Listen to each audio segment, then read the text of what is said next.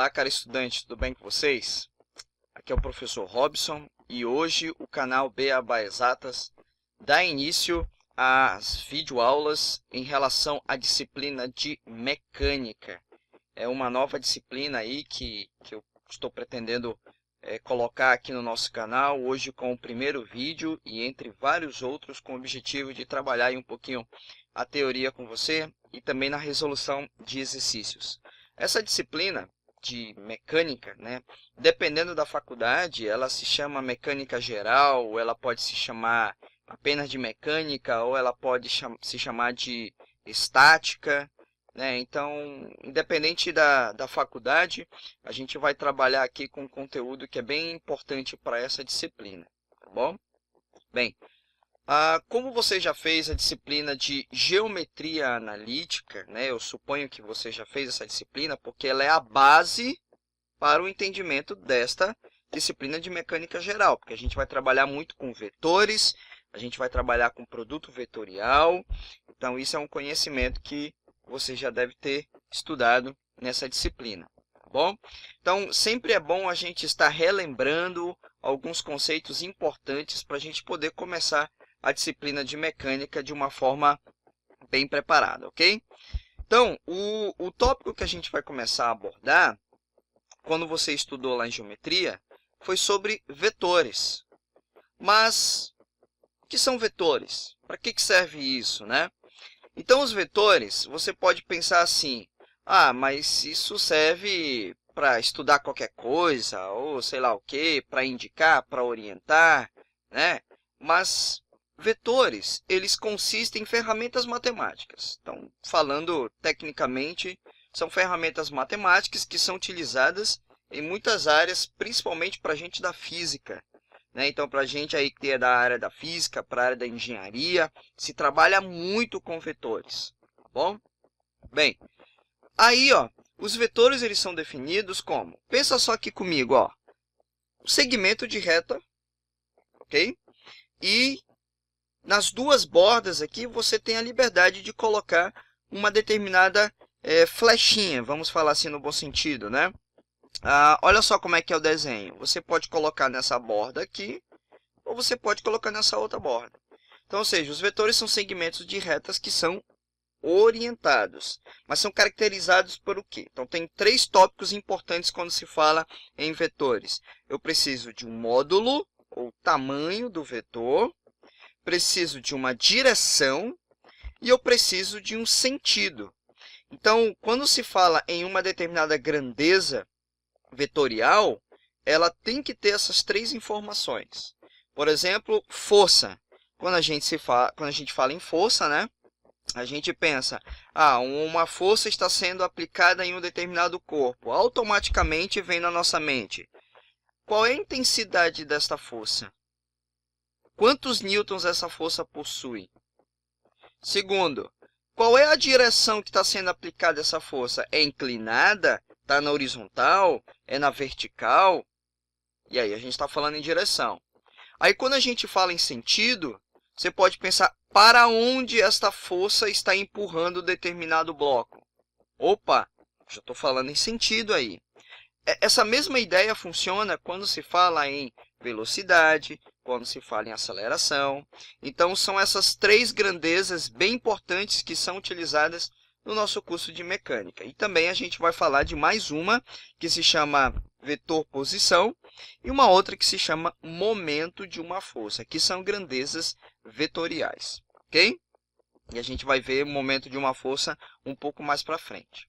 Então, quando se fala em tamanho de um vetor, a gente precisa falar do módulo de um vetor. Então, como é que a gente obtém um módulo de um vetor que você já viu em álgebra ou no curso de geometria analítica? Então, eu tenho um vetor aqui com as suas determinadas componentes, né? Então, isso vai ser um número real não negativo, que ele é definido como raiz quadrada. É só pegar cada componente dessa daqui, do vetor. Eleva ao quadrado e soma. Só isso. É dessa forma que você obtém um módulo de um vetor, tá bom? Quando a gente fala em direção, a gente pensa na seguinte forma de desenho, qual é a inclinação que esse determinado vetor está fazendo em relação a uma linha de referência. Por exemplo, aqui está na horizontal, então esse vetor forma um ângulo θ com a horizontal, e isso determina para a gente a direção, 30 graus, 40 graus, 55 graus e assim sucessivamente, beleza? E quando a gente fala no sentido, ele é indicado pela extremidade da seta. Então olha só, a extremidade da seta. Quem é a extremidade da seta? Essa região aqui, ó, se chama origem do vetor e essa região aqui se chama extremidade do vetor. Então é aqui que determina para mim o sentido do vetor, tá bom?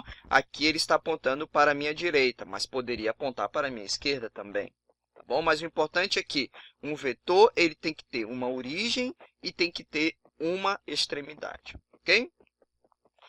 Bem, quando a gente trabalha com os vetores, a gente faz também operações com vetores, né? Então, o primeiro método que a gente vai ver aqui é o método do polígono. E quais são os passos para a gente poder entender o método do polígono? Primeiro passo é desenhar o primeiro vetor. Tá, eu quero fazer uma soma de vetores. Então, eu penso a soma de vetores. Então, eu tenho vários vetores que estão dispostos com a sua respectiva direção, né? Direções diferentes. Eles podem ter tamanhos diferentes. Eles podem ter sentidos diferentes. Mas eles podem ser iguais também, não tem nenhum problema. Mas como é que você faz esse tipo de procedimento? Então, você vai primeiro desenhar o seu primeiro vetor e depois, o que você vai fazer com os outros? Quem é o segundo vetor? Tá bom, você vai pegar a origem do segundo vetor e vai colocar na extremidade do vetor anterior. Então, desenha a origem do próximo vetor na extremidade do vetor anterior. Então, vamos ver aqui, ó. Eu tenho 3 vetores com direções aleatórias aqui. Essa daqui tem essa direção, essa é horizontal, essa também é outra inclinada. E aí, como é que eu faço a soma vetorial? Vamos aplicar aqui o segundo passo. Então, vamos lá. Desenhei o primeiro vetor. Aí, o que eu vou fazer com o próximo? Eu vou pegar a origem dele e eu vou colocar na extremidade do vetor anterior, que foi o primeiro. Olha lá como é que fica, ó. Viu? Peguei o vetor 2, peguei a origem dele e coloquei na extremidade do anterior. Só isso. Trabalhando com essa ideia, eu vou fazer também com o terceiro vetor, ó. A origem do próximo vetor na extremidade do vetor anterior. Olha só aqui, ó, como foi colocado. Beleza? E aí, pois bem, aqui eu representei apenas 3 vetores. Como é que eu faço agora para obter o vetor resultante? O vetor resultante vai sair sempre do primeiro vetor. E a extremidade dele vai estar onde?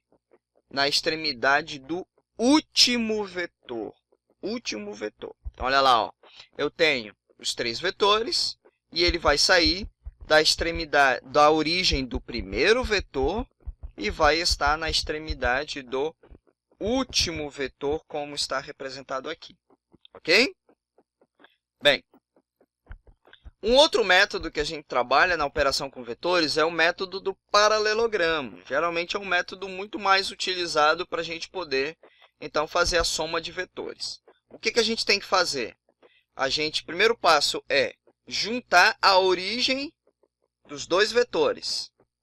Origem com origem. Olha só, eu tenho aqui, ó, um vetor V1 e um vetor V2. Eles estão unidos com a mesma origem aqui, ó.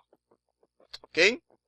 Segundo passo, você vai desenhar nas extremidades de cada vetor, vai desenhar o quê? Retas tracejadas.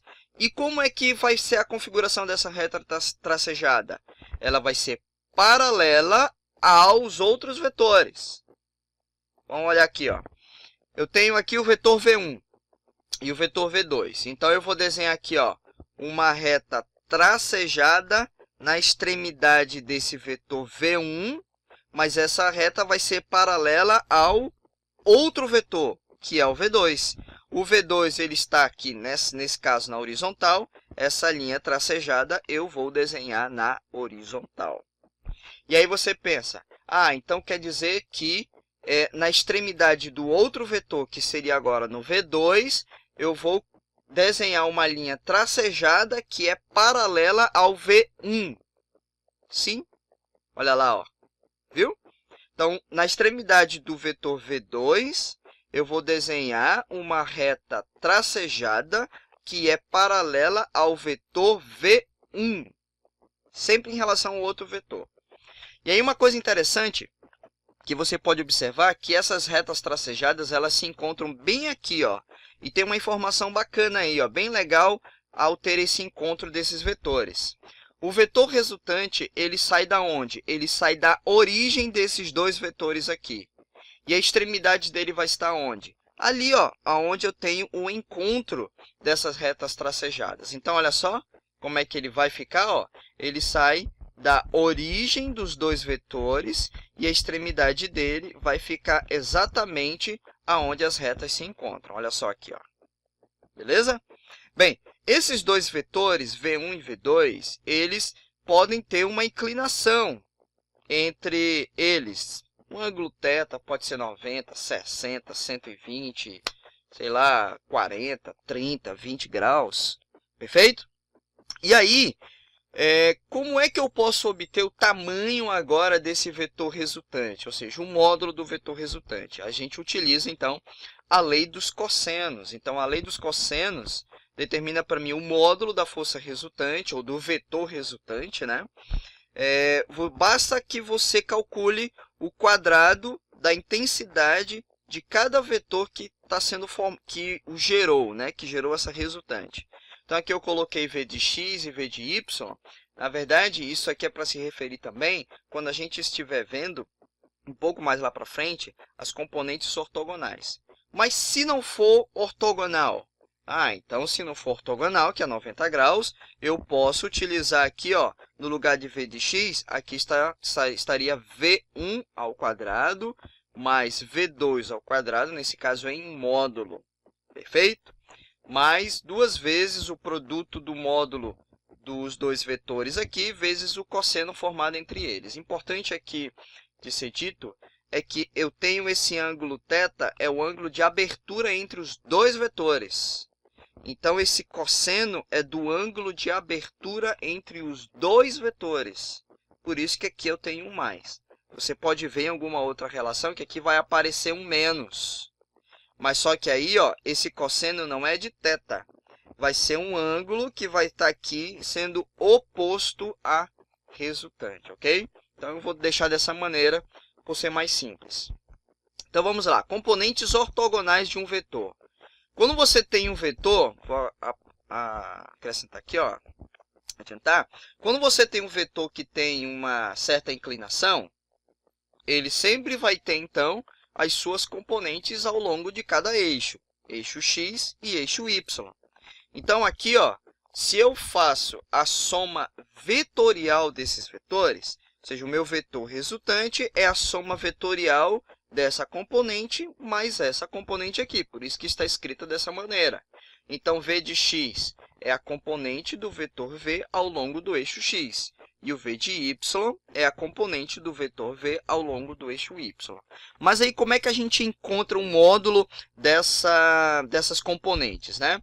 Bem, lá da trigonometria, a gente estuda, na trigonometria do triângulo retângulo, a relação entre seno e cosseno. Então, aqui, tirando o seno desta inclinação, que vai ser o quê? Cateto oposto dividido pela hipotenusa. Por isso que está escrito dessa maneira aqui. Então, isolando o v de y, esse módulo aqui ele passa para lá multiplicando, eu vou ter, então, esta representação. Então, se em y ficou seno, x vai ser cosseno. Ok? Por isso que está escrito aqui, ó, v de x é v cosseno de θ. Eu geralmente costumo falar para os meus alunos assim, ó. Esse ângulo θ aqui, ele está coladinho com qual eixo? Eixo x, né?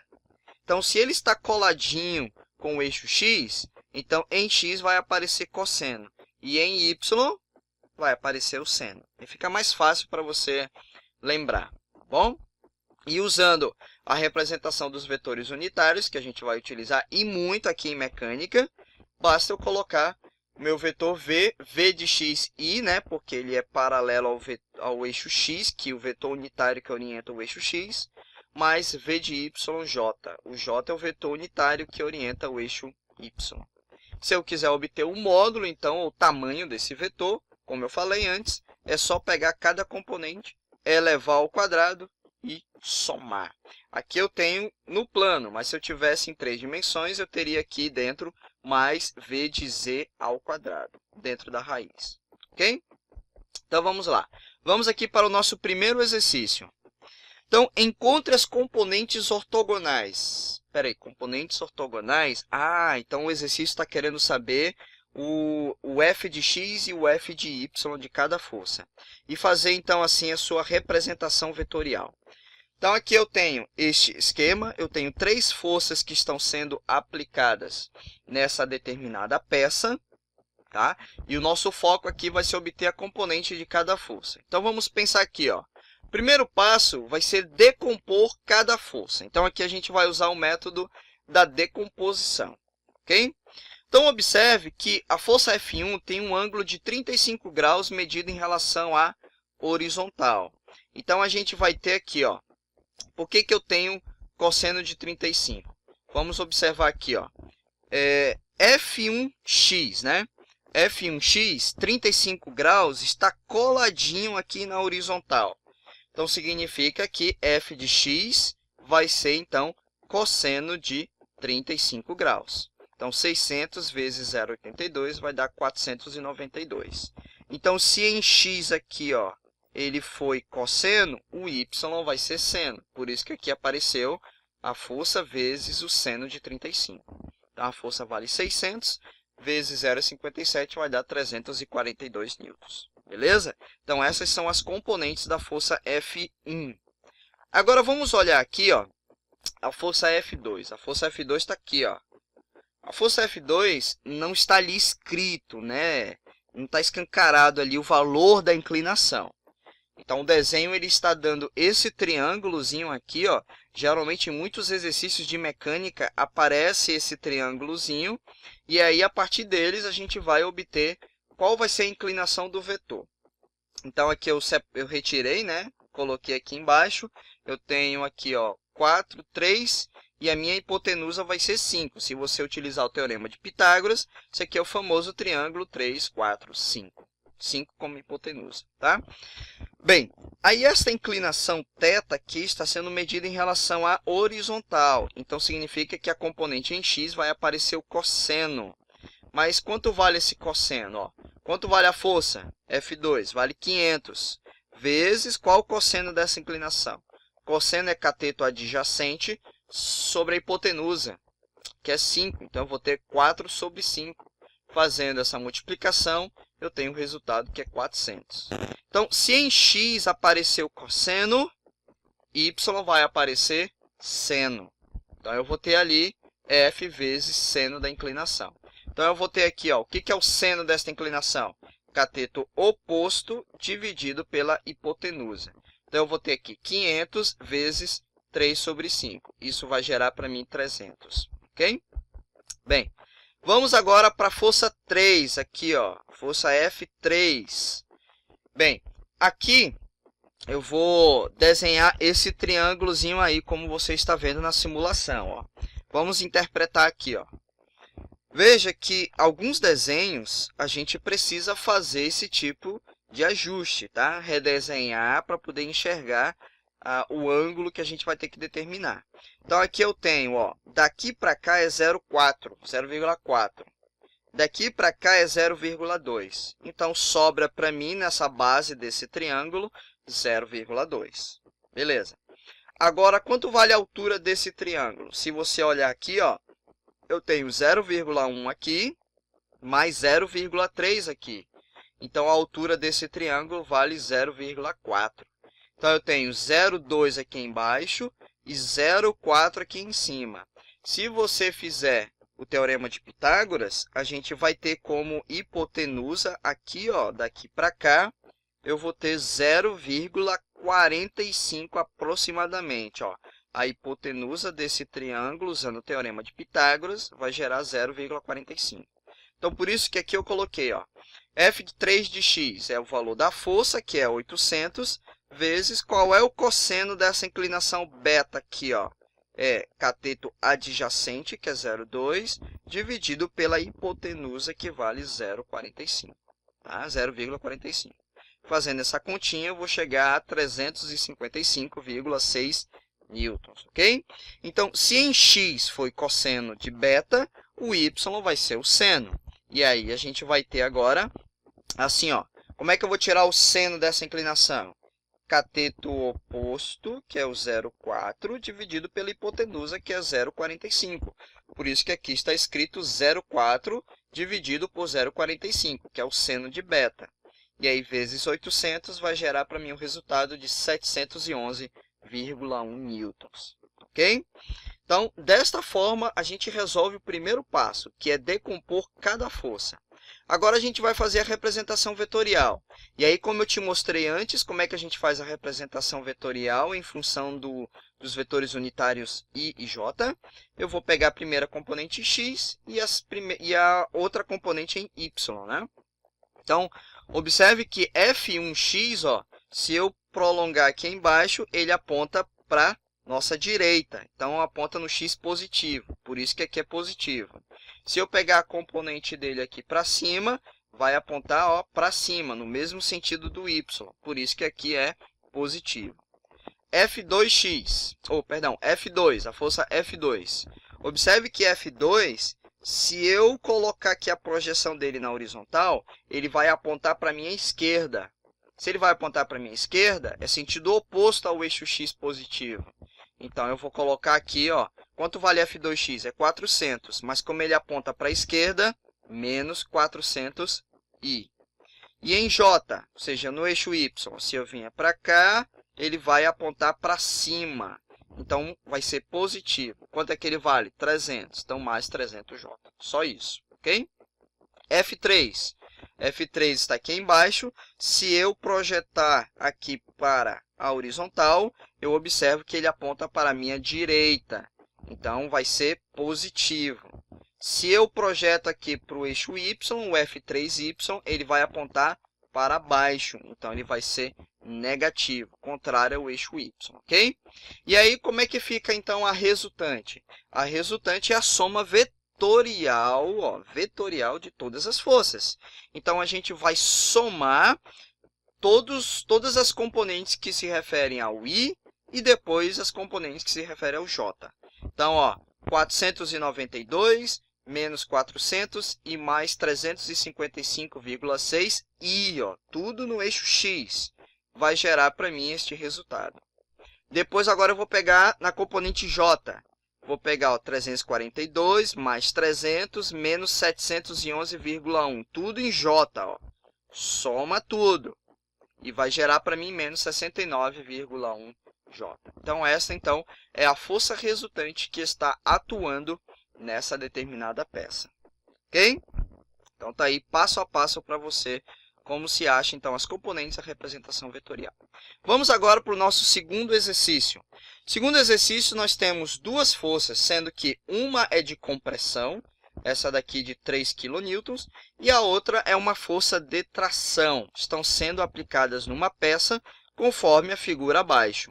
Ele quer para a gente determinar o módulo da resultante usando a regra do paralelogramo. Eu não vou usar agora o método das componentes. Pode ser feito dessa maneira, mas a gente vai fazer usando a regra do paralelogramo. Tá? Então, aqui eu tenho uma força de 3 kN, ela é de compressão. Eu tenho essa peça, ela está pressionando esta peça. Então, é uma força de compressão. A de 2 kN é como se eu estivesse puxando essa determinada peça. Ó. Estou puxando. Então, aí eu vou ter uma força de tração. Então, o primeiro passo que você tem que fazer é desenhar o diagrama de corpo livre. Ou seja, você desenha o eixo X e o eixo Y aqui. A gente está trabalhando no plano. E você pega as duas forças que atuam, então, e você vai colocar a origem dessas forças aqui na origem do diagrama de corpo livre, como está aqui no desenho. Primeiro passo é fazer isso para ficar uma resolução muito bem organizada, tá bom? Então, pega a origem de todos os vetores. Eu posso ter vários vetores aqui. Nesse caso, a gente vai trabalhar com 2 vetores. E aí você coloca a origem com origem, tá bom? Aqui eu tenho 30 graus, que é a inclinação de 2 kN, e 60 graus, que é a inclinação em relação à horizontal da força de 3 kN. O segundo passo é para a gente desenhar a resultante. Mas lembra lá, ó, o método da regra do paralelogramo diz para a gente fazer o seguinte. Redesenhei aqui os 2 vetores. Eu vou desenhar retas paralelas aos vetores, lá na extremidade de cada vetor. E essas retas serão paralelas aos vetores. Então, olha lá, ó. Então, aqui, ó. Ali no vetor de 2 kN, ó. Estou colocando ali na simulação. Eu tenho a reta tracejada, que ela é paralela ao vetor de 3 kN. Agora, eu vou desenhar uma reta tracejada lá no outro vetor, que é o de 3 kN. E vai ficar em paralelo com o vetor de 2 kN. Ok, ó, como está na simulação. Beleza, e como é que a gente representa a resultante? Lembra lá? Ele sai da origem dos 2 vetores e a extremidade vai estar onde? Lá aonde as 2 retas se encontram, como você está vendo aí na simulação. Ok? Então, é dessa maneira que a gente utiliza a regra do paralelogramo. Ok? Agora, o que a gente vai fazer? Como é que eu determino o tamanho dessa resultante, daquele vetor em verde ali? Então, a gente vai utilizar, então, a lei dos cossenos, como eu já falei para você lá no início. E aí, aqui, o quanto vale, qual a intensidade de cada um desses vetores aqui, ó? Eu vou apenas substituir o valor de F1 e F2. Então, F1 aqui é 2 kN, F2, perdão, é 3 kN, substituindo aqui. Lembrando que as 2 forças, elas possuem a mesma unidade. Então, não precisa tu colocar isso aqui, ó, 2.000 ao quadrado, ok? Pode até colocar, não tem nenhum problema. Mas a tua resposta, se você colocou 2.000 newtons, a tua resposta vai estar em newtons. Se as 2 forças aqui estão em kilonewtons, a tua resposta para a força resultante estará em kilonewtons. Ah, professor, mas aí, se aqui está em kilonewtons e aqui está em newtons, eu posso colocar o número direto? Aí não. Aí você tem que deixar as 2 forças na mesma unidade. Você que vai escolher qual vai ser a unidade mais adequada. Mas o importante é que tem que ter a mesma unidade. Ok? Bem, aí qual é o ângulo formado entre os 2 vetores, de 2 kN e 3 kN? Então, eu botei aqui 30 mais 60, que vai gerar 90 graus. O negócio é que o cosseno de 90 é 0. E aí, essa parcela aqui, ó, vai embora. Tá? Então, lembrando que isso aqui é um caso particular. Pode não ser 90 graus, pode ser um outro valor de ângulo. Ok? Mas a ideia é a mesma. Então, aqui eu vou ter apenas 3 ao quadrado dá 9, com mais 2 ao quadrado, que vai dar 4. Então, eu vou ter raiz quadrada de 13. Então, isso vai dar aproximadamente 3,61 kN. Este é o valor, então, da força resultante usando o método da regra do paralelogramo. Ok? Pois bem, então eu vou terminar a aula por aqui. São 2 exercícios nessa introdução aí do nosso primeiro vídeo, a nossa primeira aula do curso de mecânica. Eu espero que você tenha gostado aí desses exercícios e da aula, da explicação, da revisão que foi dada. Procure sempre revisar, tá bom? Isso aí é bem importante, ter essa base inicial bem sólida, tá?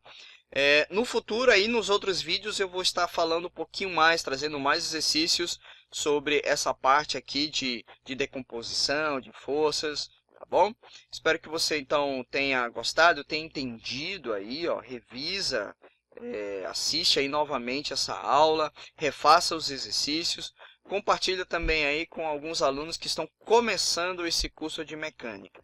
Então, o nosso objetivo aqui é sempre responder e fazer os exercícios de forma passo a passo. Geralmente aqui o vídeo ficou um pouquinho longo, mas o meu objetivo aqui é trabalhar de forma passo a passo. É uma aula para você. Beleza? Então, um grande abraço aí para você. Não se esqueça de inscrever no canal. Tchau!